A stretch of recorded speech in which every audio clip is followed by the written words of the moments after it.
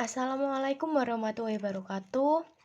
Perkenalkan, nama saya Alfianita Nurul Hidayati, biasa dipanggil Nita, NIM 186300039 dari kelas C angkatan 2018. Di sini saya akan menjelaskan mengenai kinetika kimia. Saya mendapatkan konsep penting dari kinetika kimia sendiri. Yang pertama yaitu laju reaksi, kemudian hukum laju, kemudian konstanta laju, mekanisme reaksi, dan yang terakhir ada katalis.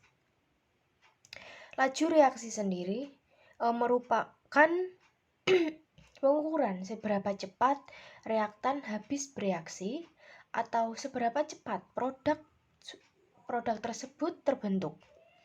Hukum dari laju reaksi sendiri, pengukuran laju secara percobaan menghasilkan hukum laju untuk reaksi yang menyatakan laju dalam konstanta laju dan konsentrasi reaktannya.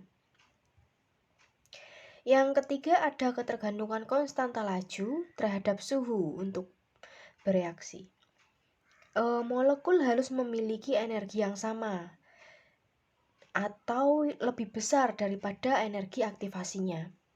Terus yang keempat ada mekanisme reaksi. Mekanisme reaksi di sini merupakan jalannya suatu reaksi yang dapat dibagi menjadi serangkaian tahap elementer pada tingkat molekul. Dan urutan tahap-tahap tersebut merupakan mekanisme reaksinya. Yang terakhir ada katalisis. Katalisis di sini berfungsi atau bertujuan untuk mempercepat laju reaksi di mana katalis tersebut tanpa ikut bereaksi.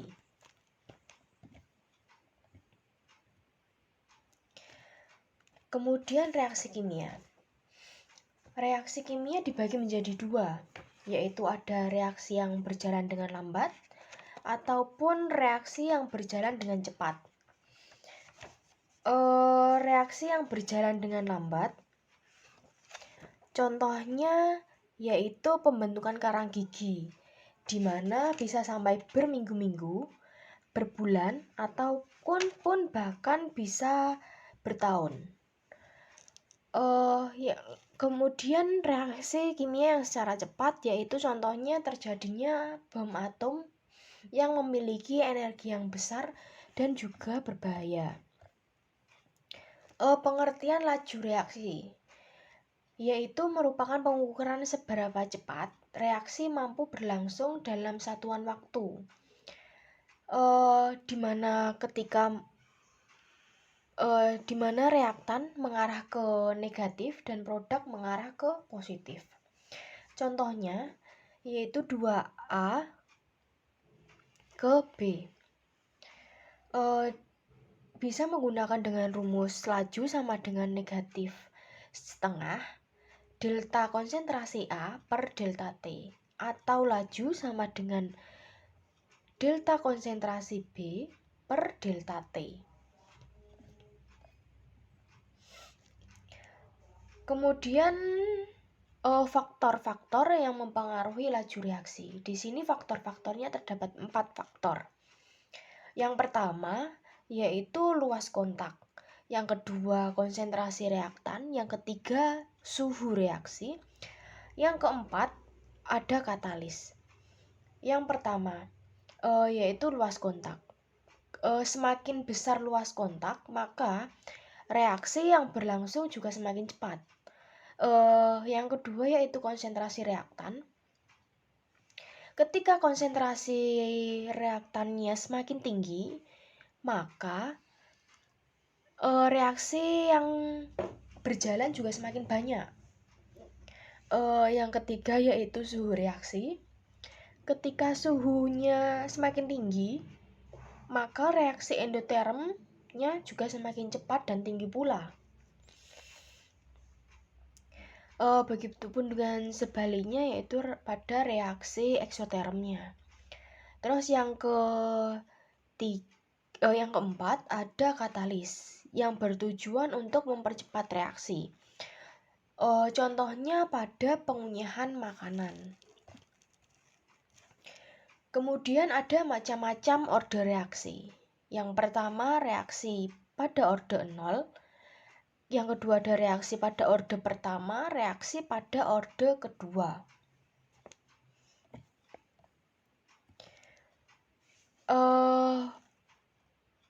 Pertama yaitu pada orde 0.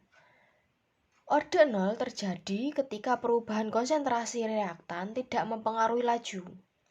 Kita bisa lihat ketika reaksi hanya A langsung ke produk, bisa dengan menggunakan rumus laju sama dengan negatif delta konsentrasi A per delta T.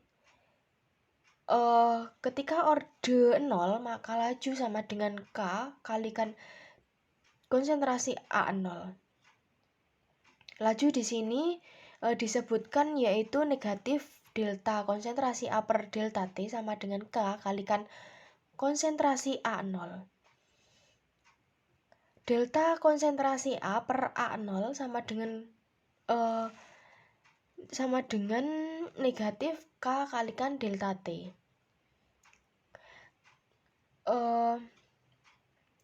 Ketika menggunakan determine A ke A0 bisa D kalikan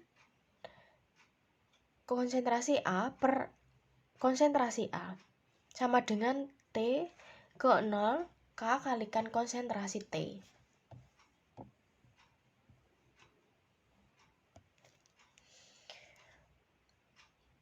Kemudian konsentrasi pada orde pertama,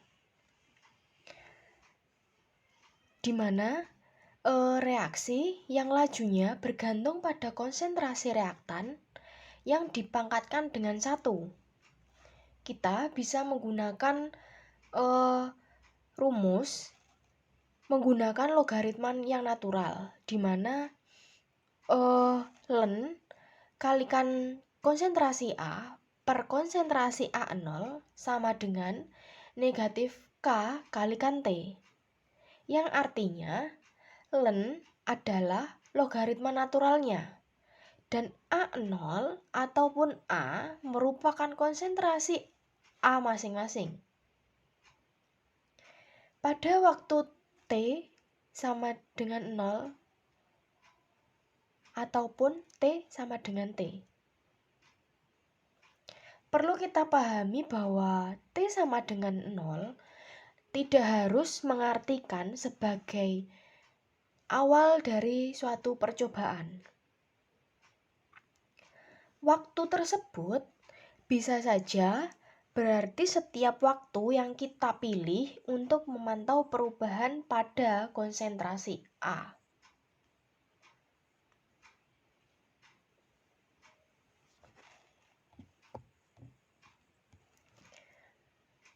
Kemudian reaksi orde kedua, yaitu reaksi yang lajunya bergantung pada konsentrasi reaktan yang dipangkatkan dengan 2. Kita bisa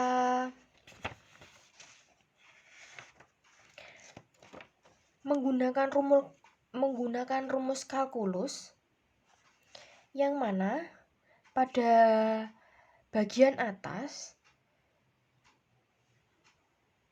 untuk reaksi orde kedua A yang mengarah langsung ke produk bisa dengan menggunakan rumus 1 per konsentrasi A sama dengan 1 per konsentrasi A0 ditambah dengan K kalikan T. T di sini waktu. Ataupun pada ketika ada persamaan reaksi A plus B yang mengarah ke produk, kita dapat memperoleh persamaan yang bawah, yaitu 1 per konsentrasi A0 per 2 sama dengan 1 per konsentrasi 0 plus K kalikan T setengah, yaitu yang mengartikan T itu paruh waktu. Kita bisa memasukkannya menggunakan rumus T setengah sama dengan 1 per K kalikan A0. Seperti itu.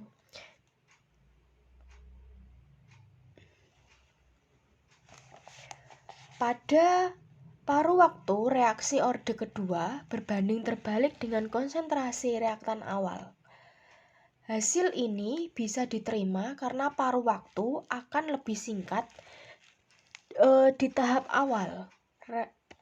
Ketika terdapat lebih banyak molekul reaktan yang saling bertumbukan, mengukur waktu paruh pada konsentrasi-konsentrasi awal yang berbeda adalah salah satu cara untuk membedakan antara reaksi orde pertama dan juga reaksi orde kedua.